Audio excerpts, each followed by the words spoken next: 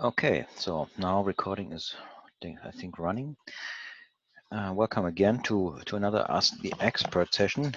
Today, part 2 about performance tips. I hope we can wrap up the things I wanted to mention, talk about, and give my opinion about last week, just to talk about all the features that we have and what you can do in your application. I think it's not on a case by case, but just what you can be done in general.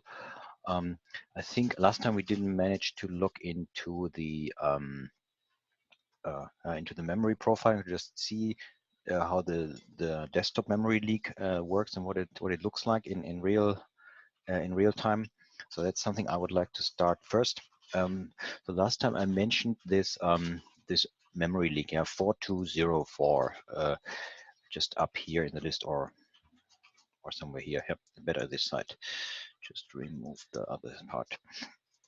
So this was a performance issue about desktops leaking inside the session of the user. So it's not a permanent memory leak, more of a temporary memory leak that persists as long as the session is alive. So this deliberately punishes people with long-running sessions and a big desktops where users have multiple browser tabs open. Because the limit of desktops per session is 15, the default limit. So you can have up to 15 desktops in memory leaking until the session of the user times out. So that's the worst case scenario. And this has been fixed in 8.6.2, I think, or 8.6.3. I forgot which of these two versions. And it mostly affected Chrome. I think other browsers will join this behavior. When the browsers prevent sending the request from the client to the server when the user is closing a browser tab. Because you all know these browsers or the websites that try to block the user from closing a page. All these things like, would you really like to leave the page? These kind of pop-ups are mostly prevented, so you can't have a lot of functionality anymore in these on before unload listeners.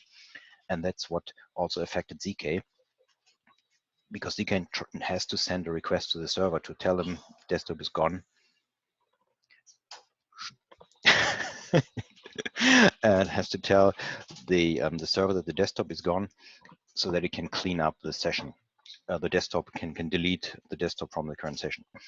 Okay, this last time the application is still the same. We just run it and we use our high memory ZUL file because that gives a good memory footprint, so something we can easily see in the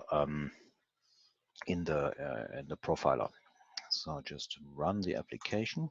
I run it in not in debug mode, because I found that the debug mode affects JVisual VM and how it can read files and not read memory and profile timings and whatever. So it's a bit better to run in normal mode. Okay, application is running. We can see our Jetty runner process here. So the easiest thing you can always do is just open the monitor of this tab, and there you can just manually perform a garbage collection and just see where the graph ends after garbage collection. So in this case, it's quite low. It's always going up and down a bit, so it's not a big issue. But as soon as we open our desktop that uses high memory, this should increase in chunks of, I think, 10 megabytes. I think I assigned, yeah, 10 megabytes for each desktop. So we should see this kind of stepping process. So we open the URL. I think it was high memory. I don't have this anymore. Oh, I just used localhost. Your Wildfly instance is running. No. Must have been a cached page test. So this is high memory. And so we just move this to the side and the JVisual VM to the other side. And we should be seeing some kind of spike. So we perform a garbage collection and we should be about 10 10 megabytes higher than before. Before we were at 16, now at 28, it's roughly 10. If we, in the good case, if you refresh the screen, it goes up by 10, but after garbage collection, it goes back to the previous amount. So in this case, the desktop has been cleaned up successfully. This is something you can verify. I hope they fixed this in Chrome now. You can verify this in the network. So whenever you check a preserve log and you refresh, we should see this kind of last request that's going to the server before the new page is loaded. And this normally contains the remove desktop. Unfortunately, they haven't fixed it yet, so we don't see the content of this request. It's a bit unfortunate. I think in Chrome we can see this, but we should at least see the URL where it's going. It just says zkau, but this one contains a command that says remove desktop, rm desktop, in order to clean up the desktop at server side. Maybe we just use Firefox to illustrate this. Give me a Firefox.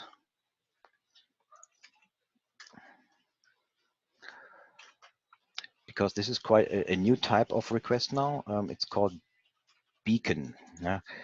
We should say persist logs, it's called in Firefox, and refresh. And here we see it sending this kind of beacon request. And in Firefox, I think it shows us the content of this one, the parameters. Here we see remove desktop and the desktop ID. And that's what the server needs in order to clean up. As you can see, this one is already using the beacon, so this is the fixed version, because sending a beacon is still allowed when closing a page because it does not interrupt the user. It's just the last kind of message you can send to your server before a browser tab closes, or the browser closes completely, or before you refresh a browser tab, or before you navigate to a different URL. That's always the same event you can listen to on before unload, or it's a DOM event, so it's ZK is listening to, and during this event it's sending this request, and that's how it works correctly. And if we perform GC, we should always go back to our previous amount, or if we close the browser tab, we should go 10 megabytes lower. So you see how the graph reacts to closed, cleaned up desktops. How can we simulate this failure? There's one way to force this. If you somehow reload the page faster than ZK can initialize the JavaScript engine, it will create desktops at the server side without cleaning them up, because it doesn't reach the code to send or to register the on cleanup listener, the on before desktop listener, on before close listener to remove the desktop. If you just reload the page fast, very quickly. And for this also, we slightly delay our network connection. We simulate a little slower connection, and then we just reload. I just click the button very often. And here we see it's just reloading the new page without sending a ZK AU request to the server. We see we have a spike in memory, and if we perform GC now, it stays at a higher level. And this will stay there until the session times out. To simulate this with an older ZK version, we just go to this, just go to our Maven POM file. And as one of you last time told me how to refresh the Maven files, thanks a lot about this. It works like a charm. The new feature in IntelliJ. So if we go to an older ZK version, we can see this update Maven icon, and the shortcut is Control-Shift-O here. And I just press it, and it will download the different ZK version and update the dependencies automatically. 850. We can stop and restart the server with an old version that doesn't have the fix yet. And then we should see the missing or the blocked requests.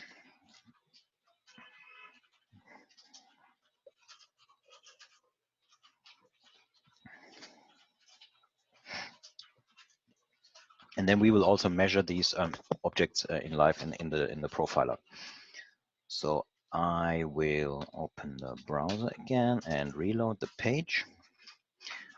Of course, we have a different process now this time. So it's this process.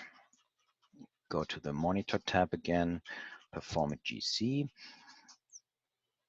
and we clear our network log. So if I refresh the page now, and we see completely that the request to ZKAU is missing.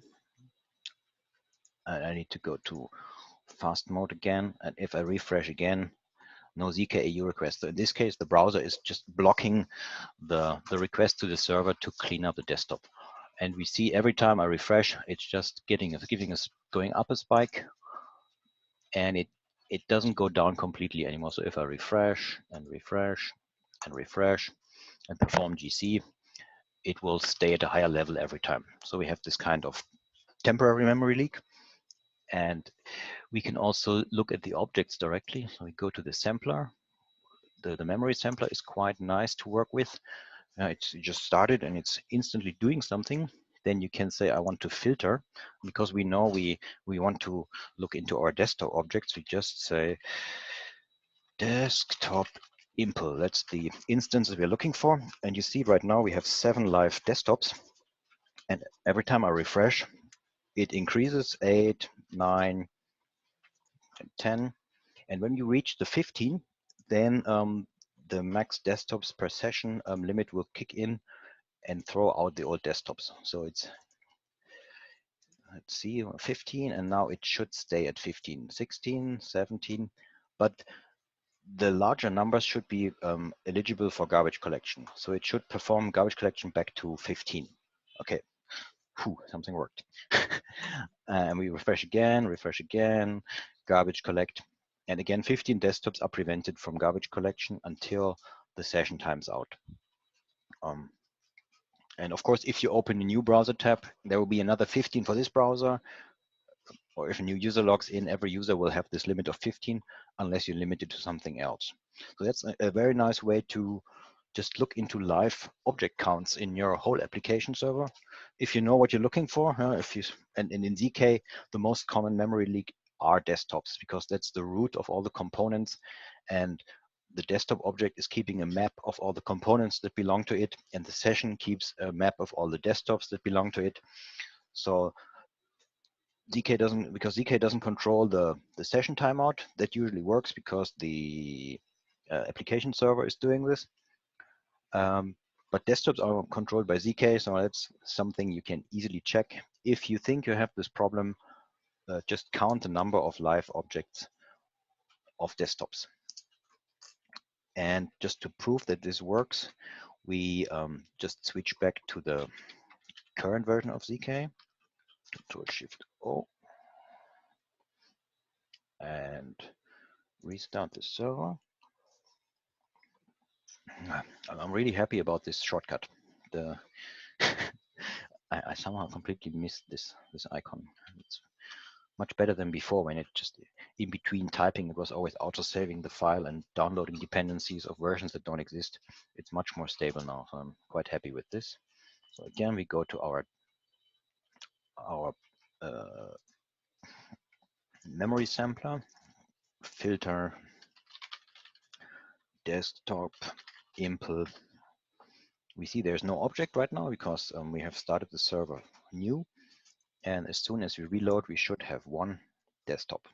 And if we refresh the page and perform a GC, it should fall back to 1.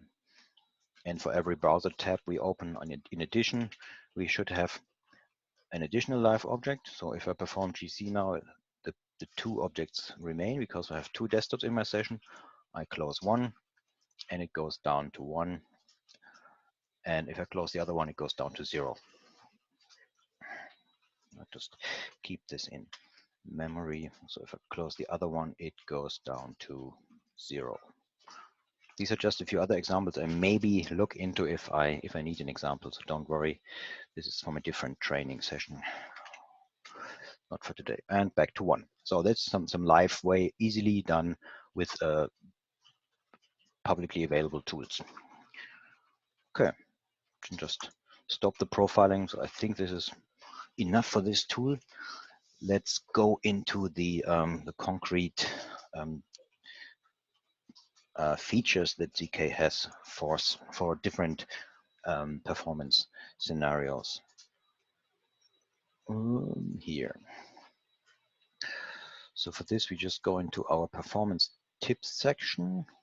I know I just start with just repeat these ones because I can't say this often enough.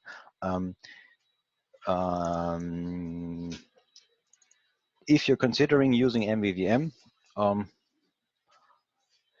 or on the other way, if you have a larger MVC application and you consider using MVVM, it's quite a big effort to change from MVC to MVVM. So I usually don't recommend doing this on purpose. If you have a larger application, MVC is still supported by ZK, and MVC is always the underlying basis, even below MVVM. So we can't remove this. So if you have something running with MVC, use it unless you really think you want to change. But if you want to try out MVVM, maybe start with a new page or something, the new feature, because the effort to rethink the way the data flows is very different.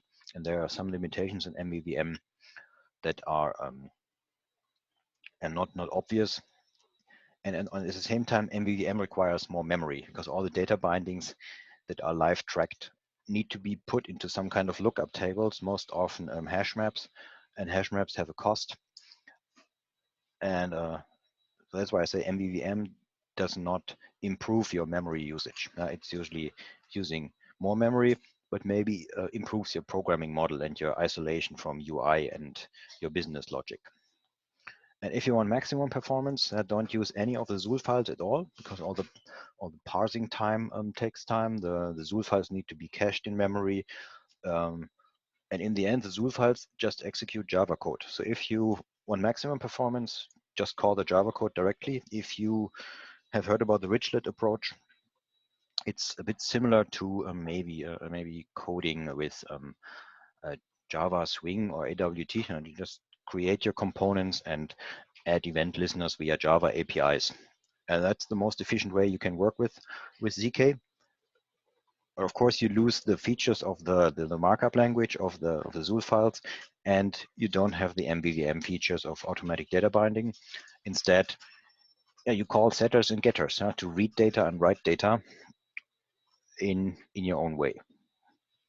So this is the lowest level of using ZK. So if high performance is a problem, is a matter, then just skip these two features and encode the critical elements in pure Java way. Also, when you use MVVM, different bindings have different costs. I think I mentioned this already last time, so I just repeat. Static expressions are cheaper than init bindings that execute only once.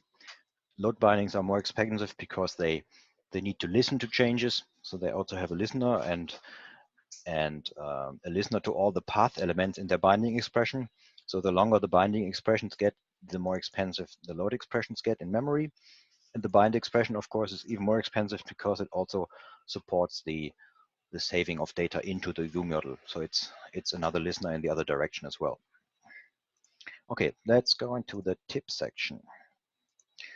That's our website that contains a few tips already. Now, first thing I already mentioned, if you have high performance need, just compile Java directly.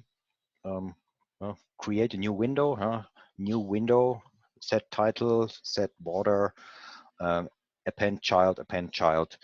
That's how you can build a UI in the fastest way. If you have lots of layouting elements that don't require any specific interactivity and that don't require any data bindings, that don't need to be added or removed dynamically, maybe the whole section can be added, removed at once, or they're just static borders of your page. Consider using native elements because they just save all the overhead of full Java, full ZK components. Instead of using a window without a border and without a title, just use a plain div, or use a native div, which is just a div element in the browser and some text at the server side that contains the DOM the DOM markup. Somehow my camera failed again. I just turn it off. So don't worry. I hope you can still hear me. Okay, good. So just go quickly into this section. So what does this mean? Let's move this to the side. Yeah, for example, if you need a native table, yeah, it's just the fastest way to build some static table layout. I know table layouts are no longer very fashionable, so build any other div-based layout that just contains divs with native elements, and then at the moment where you need some interactive code, oh, here's the native part. At the moment where you need some dynamic elements like a text box, just nest them somewhere inside your depart tree of native elements. And then these native elements will nicely collapse into one element or into a lower number of elements that contain always the shortest path to the dynamic node. So in this case, it would be one prologue and one epilogue of native HTML text. And in the middle, you will have still your dynamic component, a normal ZK component that has all the features of a ZK component. It just saves some memory at server side for the nesting layers of all the elements. And it renders faster at client side because it doesn't assume any changes. It's just the plain HTML basically. Yeah, we also have this in between thing, yeah, the Xhtml namespace. It's sometimes confusing that we have a native and an Xhtml namespace.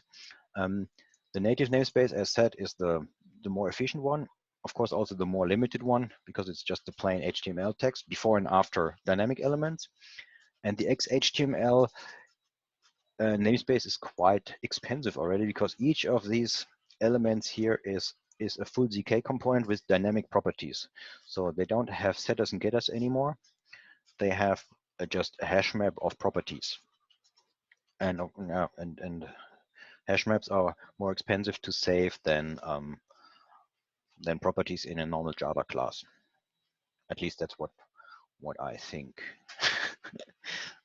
And also the execution of getters and setters is faster than a lookup inside a hash map. I think we're talking about microseconds, but bear in mind that the Xhtml namespace is something fundamentally different from the native namespace. And also this one supports full dynamic updates, so you can add and remove the TD element dynamically, just all the elements. It keeps all the levels of components. What else do we have? Stubizing. Yeah, this is something I've seen very, very rarely seen. This thing called stub component. So you can make a component, a ZK component, a stub. I think we will have this again at some moment. It says I don't know, where's the stub only? I think we have this somewhere here. Stub here, specify stub only, client only component. So this is something, a mix between ZK components and native elements. Because it saves the server-side memory, but keeps the client-side interactivity and still allows delegating of events from no longer existing components at server-side. That's some hybrid. We will hopefully get to it. So if you have layout-heavy things, layout-heavy parts of your UI, like frames and borders and colorful boxes, consider native namespace if you just need it for the layout, but not for dynamic changes of all levels of properties and children elements. Still, you can add and remove a complete native element dynamically. One native component is just another ZK component, but it will collapse the layers below it. I wonder, I'll just ask in the chat, would it help if you would see this something concrete in a code? You can make a short example. So if there's a few people voting for it, I just created a quick example. Okay, there's a yes already. So just I get back to this. Just skip over this one because JSP tags and ZK filter. I think that's also a relic from the past.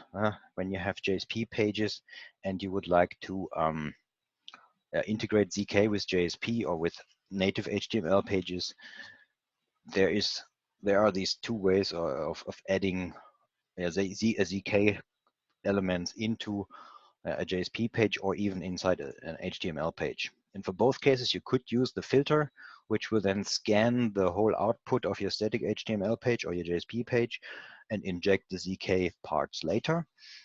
Or more efficiently, if you have already a JSP page, you can use the JSP tags. But as said, this is integration for legacy applications. Only a small consideration in this case, so it's not beneficial to most of you, I guess. Defer creation components. Okay, then I think we can just make a quick example of this. We just copy these two examples into a page and just compare the difference. Web app, new Zool file, native.zool. Okay, just make a root tag, have the native table versus the copy versus the XHTML table. We have two tables. The layout is the same. We have, in both cases, we have a text box. We just give them an ID so we can find them later. Text box in native, this is XHTML, and we just move this one here, text box in native. And I think all we need to do is reload the browser. Go to our native Zool. Language not found XHTML. Okay, that's an optional dependency. We have to add it to our POM first. That's something I didn't do. So we just add the HTML dependency. ZK should start downloading, and I press the Ctrl-Shift-O. And it should appear in our list. Yes, there it is. Okay, restart the server.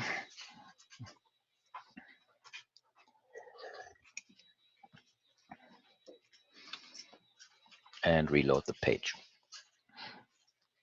Come on. Yep, there it is. So both look the same. Both are inside a table. So we just check the DOM. And the other one as well, inspect. So what we have is a table, a T-body, a TR, TD, and an input element. And the input is our text box. And you can see the text boxes are both the same, default ZK text boxes. The difference is in the Xhtml namespace, or in the Xhtml case, each of these has a unique UUID, which means they are active components that are existing at server-side, in server-side memory, and they are dynamically changeable. And whenever you add attributes to them or remove them, they will synchronize with the client side. Whereas the native case, you don't see any IDs. All this HTML belongs as part of the prologue and epilogue to this text box. This is something we should see in the network response. So if we reload the page again, we luckily see our cleanup desktop. Right now, I'm only interested in page views because I'm reloading the page. So I filter by document. And here in the response, we can see the difference between the two approaches. The first thing we see is this is the XHTML part. Now you see it's adding these generic widgets with dynamic text in them, even keeping the white space, which is, I think there's a flag somewhere to disable the white space. So if you need this at some point, let me know. Oh, there's a question. We have where list cells contain different containers. Most of the style item removed because memory usage was very high. So, okay. Yes, we can look into this as well. So so where was I? So here we see all the white space. So XHTML is actually quite heavy in the default case. Just to add this text box, it's adding all these 10 lines of the HTML elements around it. And in the native case, what we see is a prologue, an epilogue with just the native DOM text. It's really nothing else. And in between here, in the middle, it will inject the text box. So if you have really some heavy layout around one component, that's the way to go to save memory and also transport network. Network, how to say, data sent over the network. Should we use native instead of HTML in production? Wherever you don't need the dynamic parts, yes. Native in this case is helpful, but also you need to do the styling yourself. If you need heavy custom styling for something, that's one way. But first thing is always measure. Make sure that this is really the bottleneck. Just don't use these native HTML everywhere. Be selective, where it matters, and where it doesn't matter, don't waste your time. And as Volkan said, it's perfectly, it makes perfect sense inside structures that repeat, such as grids and list boxes. So if we just imagine we have a list box, I'll just make some kind of, I'll just make a grid. First we make, don't do this in production, that's the worst killer. Don't do ZScript because that's interpreted Java code, but I use it here just to make this a bit faster. So we just add our model list rows equals collections.n copies, just say 10 times row, and then we just make some columns.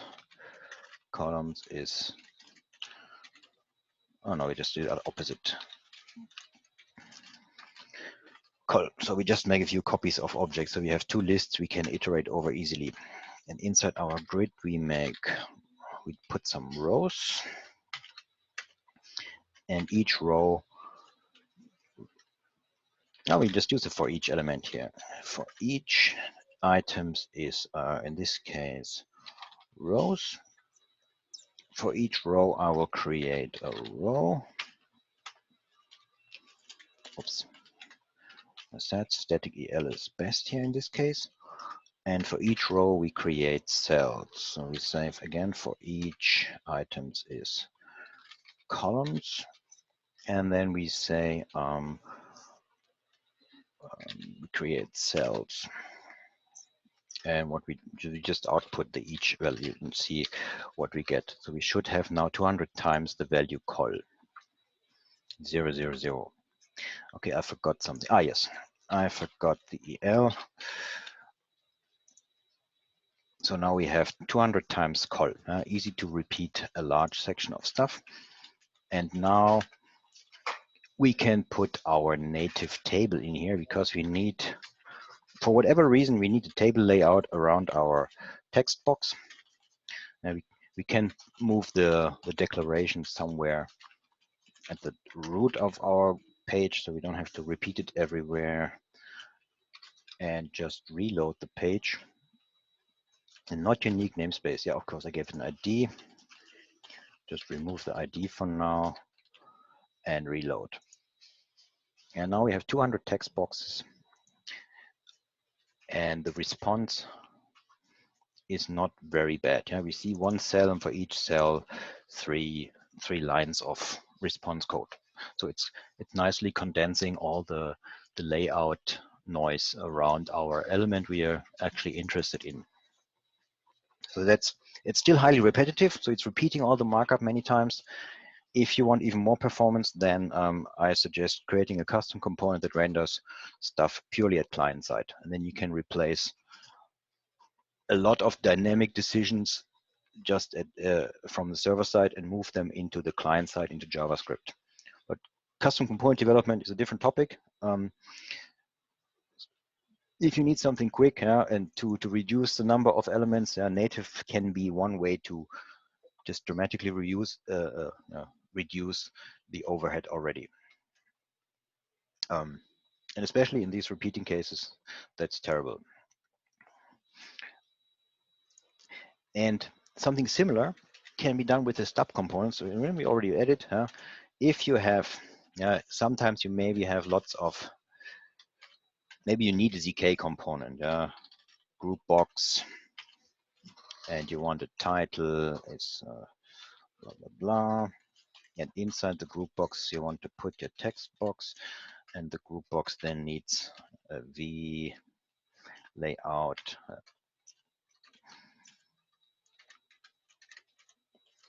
And the V layout, because you want the name above the text box, and then you put the name here.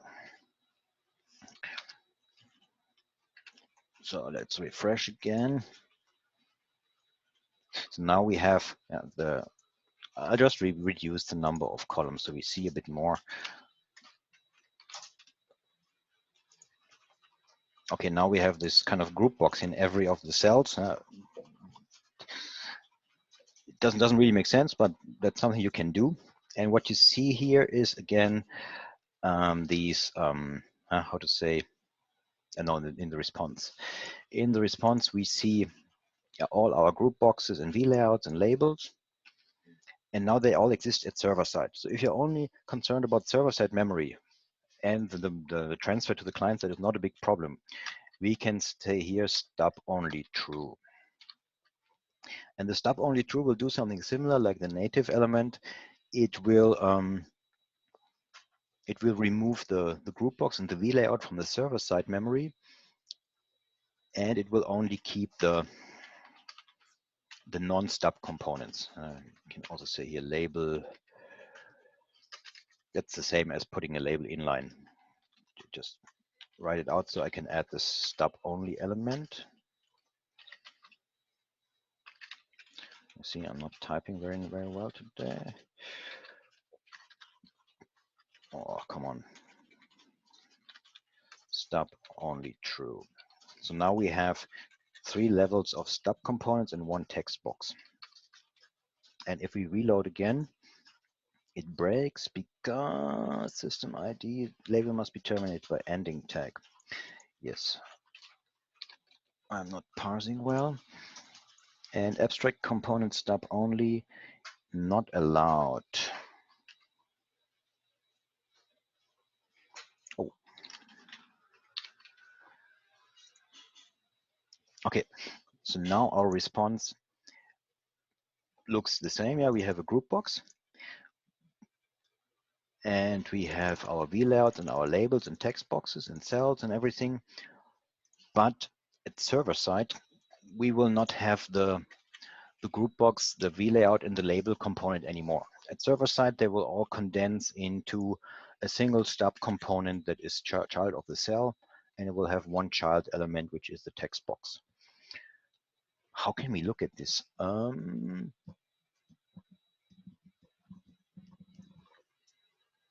I think we should be able to see this in the memory profiler. Now we just look into our memory memory sampler. We just check how many components are created of what type. So for example, we see, I want to see cell components. And then we see we have 782 cells. Perform GC, 82 cells. 82, I don't know why there's 2 more than I expect. I would expect 80. Somehow it has 82 because we have 20 rows and 4 columns. So that's 80 cells. Makes sense to me. And if we check how many group boxes we have, we see 1. I also don't know why there's 1. It should be 0. But if we remove the stub only on the group box and reload the page, we should, where's my, oh, you reloaded, yes. And then the profiler should show us, come on. Group box, now we have 80 group boxes instead of 1. So it just has more memory consumption on server side. Now, of course, now we have a component at server side that we can that we can use to apply event listeners to, and we can change properties dynamically, but at the cost of keeping these 80 group boxes in memory at server side. So if you're just interested in the client-side behavior of this component and not the server-side component behavior, and just put the stub only true, and then it will try to condense several components into one. Maybe also feature to just save memory at server side. Also, I don't say do this everywhere. Do some profiling, and when you think you have too many objects in memory, this can reduce the number of live objects that you have inside your composers or inside your desktops. I mean, so that's these two levels of how to say, of control you have, how many components you have. So now something more significant. If someone has problem with client-side performance, I used vlayout on purpose. I very often see, oh no, we just check what does a vlayout look like. A vlayout in memory in the DOM looks like this. Yeah, we have this vlayout. The vlayout has vlayout children or vlayout inner elements, and then directly followed by the nested components. So vlayout is 2 levels nested, and it arranges stuff vertically. In older applications, I see lots of V boxes and H boxes. Just as a comparison, layout looks the same. Stuff is arranged vertically, but the overhead is terrible. VBox is a component from an age where there was no real proper CSS for vertically and horizontally centering elements, and that's the only feature where I would say you should use VBox when you need to vertically, horizontally center on an old legacy browser that doesn't have proper CSS flags anymore, or maybe IE9 or IE10. These browsers that hopefully don't exist on a majority of PCs anymore.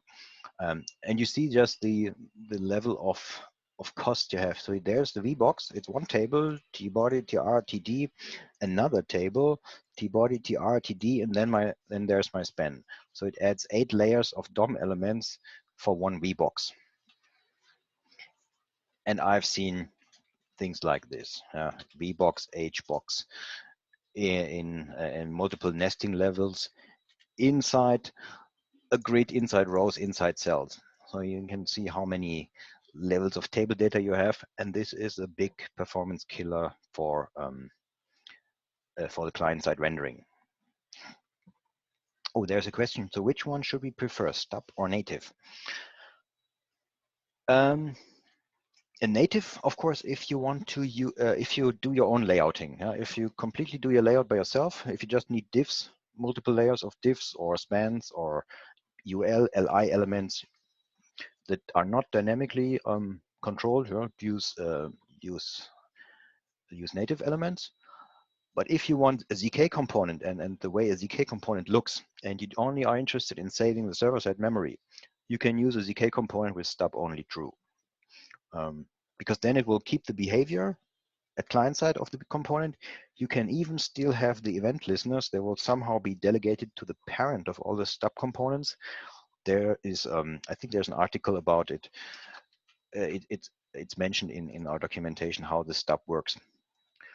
And it will not save the bandwidth on the network, and it will not save the client-side rendering time, but it saves server-side memory. And then the native elements, because they have so limited functionality, they save on every level. They save bandwidth, they save client-side rendering time, they save server-side memory. So if you can use native, if you don't need any of ZK styles, because the native elements don't even have default ZK styles, they just look like garbage. So if you add a native, if we add native button,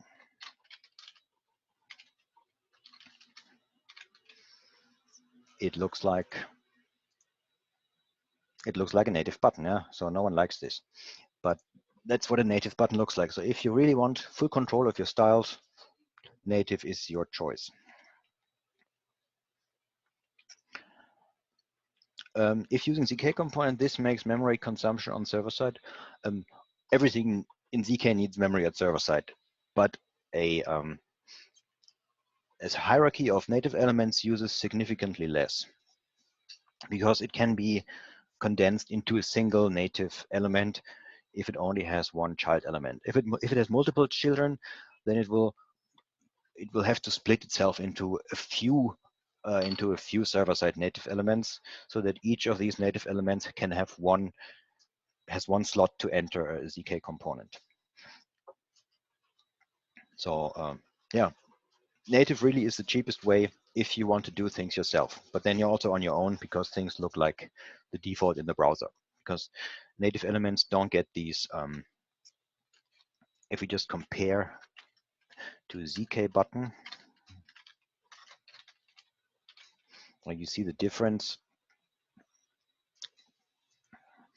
The ZK button has the class Z button, and that's the default styles of ZK. So if you want your native component look like a ZK button, you just copy the style and you say button class equals Z button. And then you have a native button that looks like a ZK button. Has all the hover and click styles and focus styles. It just doesn't have the functionality of a ZK button, but it looks the same. So you could rebuild some hierarchies of ZK components using native elements, applying the native styles manually. For example, the group box. You can see the group box has the style, of course, Z group box, and it has a div with the group box header, and it has a div with the group box content style. And if you repeat this structure with native elements, it's possible, and then it will condense into a single text node, or prologue, epilogue, yeah, what we've seen before. So lots of things you can do with these things. The native elements have a few other limitations in combination with these for each elements. The ZK, the Zool parser will tell you when there's a problem. Sometimes you have to add a native node, because ZK needs to keep track of the node to control insertion positions of repeated elements like in for each, because for each itself is also just these are we call shadow elements. They're something again different. Shadow elements only exist at server side. They are just controlling insert positions of ZK components. So, and these need real components to insert. So if everything collapses into a single native element, then these would not be able to work anymore. So, but it will tell you when there's a problem. Okay. Oh, almost time is up, almost. Let's see if we have some other features we can talk about. This is always interesting. So JSP we slightly covered. Defer creation of child components and defer rendering. Defer rendering is somewhat interesting if you have some heavy components that you know will take a long time to render, and there's no way around it. Maybe you have a client-side API that needs to do certain things before a component appears. You can have a div. Inside this div, you have another div. Just make it easy. Oh no, we make this a window and a title window, and border is normal.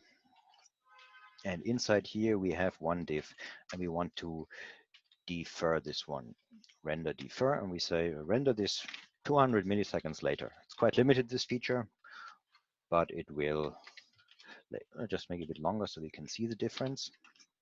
So now if we render the page, we will see the window with a loading animation, and after a few seconds it will render this one. So this has the advantage that the whole page will appear first, and maybe the one heavy component that you know will slow down everything else will render slightly later. Sometimes a cheap effect to give the user a better load time feedback. It's better than having the whole page waiting to load. Just also a quick thing you can do. And the other thing that was mentioned is the the defer creation of components. It's this thing. We can say fulfill. This one is a condition you add here. Just say, for example, oh, we have this button here, ID hello, and we say hello dot on click, and then we render this one later. So now we have our second window. It's currently empty, and only when I click the hello button, it will automatically add the later element.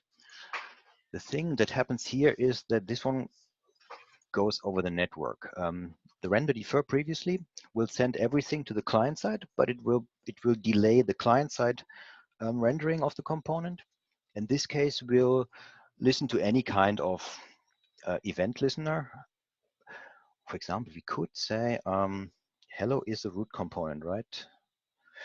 Yeah, the button hello is root, so we could say on after size, for example. So you see the later appeared slightly later. And if we look into the network, we are interested in Ajax and into page views. We see the page is initially rendered and the second window is empty. It doesn't have any children. It's just followed by the grid. And what then happens is the root element will send the on after size event, to the server. That's whenever you resize the browser window. Yeah, it will send the on after size event of elements if the component after resize itself. So initially it will always determine its size once, and then the response is the contents of this element. So it will append a child to the window below here with the content later. Yeah, it's just another effect you can do if you know that your server side will take a long time and you want to slightly delay the server side execution of some heavy code. It's also a cheap trick. But instead of using fulfill, you can just apply any kind of event listener and then do the dynamic code in your composer later. It's still not happening in background. It's just a cheap way in a Zool file to control things like this. Yeah, I think the one common thing is to use a group box. If you have the group box, open is false, and title window, border we don't care, and we say on open. I think on open is enough. Then we can render the group box initially. And when I open the group box, it will add the later it will load the later content from the server side. So we see this extra request that then adds the extra element here. Initially, the group box was empty when it was closed. So a cheap way to render the content of a group box just controlled from the Zool file without adding any Java code or controller logic. It doesn't save any memory. It doesn't save anything that needs to be done. It just does things later or in steps so that the user feels it's better. Client render on demand. That's something inside tab boxes. So when you enable this one, for example, a tab box will render the tab content only when you open the tab, similar to what we've seen with the group box right now, but also an automatic feature here. It's available in ZKEE. The live data loading is, I think, a topic for a whole session itself. So when you have Java ZKEE, you can enable the render on demand, load on demand of list box and grid rows. I think we've seen this in the last session already when I was showing that it's either 5,000 rows or only a chunk of 200 rows at a time that are visible. And also implementing your own list models or tree models can greatly improve your database loading performance, because you can load in pages of data, or you can load trees on demand when they open from your database. So you don't have to create the whole structure in memory before the user actually opens a node. Minimize number of JavaScript files to load. That's a full, it's a completely different topic. That's a configuration you can add to your, for example, here to your language add-on. You can determine which ZK packages, client-side packages, should be loaded initially or which should be loaded on demand. It's some technical fine-tuning of load time of JavaScript files, or if you deliberately know you never need the tab box package, then you can set it on demand true, and then it will never load unless you accidentally add a tab box to your pages. So you can save the JavaScript code loaded to your client side. I'm sorry, I have to go quickly over stuff. I just go back one more. Let's see if we have something else. Load JavaScript, CSS from a server nearby. This is some kind of configuration where you have multiple servers, one that will deal with your AJAX requests and one that serves your larger static CSS files. Also rarely seen. I think nowadays the browsers are caching the resources good enough so you download them only once anyway, and then they are cached. But if you have shared resources, there's a chance that you have multiple applications and they all share the same ZK version. They can load JavaScript files from the same server and benefit from benefit from the browser crash, from the browser caching in different domains where your different applications are running when the WPD files, the JavaScript files are loaded from the same server. It's something we can see here. So if we go to JavaScript files, right now the caches are disabled, so we can see how large the files are. We just, where is the preserve log? Just reload. Yeah, so what we see here is it's downloading the ZKWPD and the other JavaScript files. And the first one is always quite big. The ZKWPD right now is especially big because debug is turned on. Otherwise, I think it's like 700 kilobytes, still a lot. But if this one was served from one of your domain, from one of your servers, it can be cached from multiple domains, because this ZKWPD is always the same for the same configuration. So it doesn't have to be loaded multiple times to a browser. So if we enable our caching and reload the page, we will see the benefits that all these larger files are coming from the browser cache or memory cache. Only the zul.lang WPD is not cached. That's a special file, because this one depends on the session of the user session, because they can switch their locale and then get different locale text. But the rest of the resource files can be cached, and there's quite a significant amount of data you can cache, also the CSS files of ZK.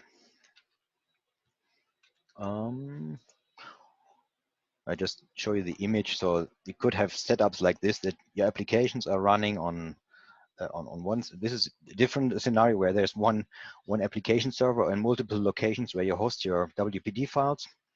I could imagine a similar thing, that you have multiple apps running and one location to host your WPD files, so that users can always cache the WPD files, even if you have multiple applications. So it doesn't need to download the ZKWPD for your billing app and for your marketing app and for your administration app, because they all share the same ZK version. They can share the same resources, provided the resources are configured in the same way. So also for optimization. So in default case, I think the browser is doing the right thing already by default, and we already had a chapter about cache busting, cache breaking, how to control what is cached and how long, and how to avoid caching. Not how to avoid caching is bad, how to avoid loading a cached resource. Specify stub only, we just talked about. Reusing desktops, I wouldn't say that's useful anymore, because it has problems sometimes. There's sometimes often race conditions, because browsers send these remove desktop events not in a deterministic order. So this is, I think, an old feature that's still here. I would try to live without it. Now, only in very specific cases, that makes sense. Control resource caching, already mentioned. In MISC, I forgot what this is. Use the OS board. Okay, that's old stuff. Don't do the file check period. I've never used this. This means result. Okay, that's controlling how often Zool files are reparsed. So if you don't need, like in a development environment, you don't need dynamic changes in your server with every time you save a file and every time you reload the browser, you can change this period. And then it's not checking the file system too often and invalidating the parsed Zool file cache. Okay, I think I almost hit the target of 1 hour. Just checking if I have anything else in my notes. What to do about it? MVVM. What should I avoid? HBox, VBox. Yeah, this one is especially bad. What you can also avoid is, we didn't talk about long operations, invalidate, notify, change, micromanage. Okay, I'll just add another 5 minutes if you agree. So one thing that is also heavy in ZK is when it's loading a page and it, as we've seen, it's downloading the resources. It will do this for every time you reload a page. Even if it downloads the cached JavaScript files, it needs to load them again into memory and execute the JavaScript code to initialize ZK. So if you can avoid it, don't nest too many iframes. And also, if you need a multi-page navigation, consider maybe a single page application and using an include component where you just change the source of the include and keep the frame of the application around it. You don't need to reload the whole part of the UI just to switch from one to the other view. Can greatly improve performance. If you have long-running tasks inside an event listener, like in on click listener, the UI will block until the click listener is done. So put long-running operations into background tasks, background threads. Why can't we have a third session? There will always be the next session. Okay, now that's I don't know what Gene says. Well, why not? Just go over the remaining parts in another session. All right, that sounds reasonable. You're right. There's no why. Answer is yes, we can. Let's just do it. Okay, then I will conclude for today. As always, if you need the recording, no, I'll stop the recording now and then I'll finish with my closing words. Stop recording.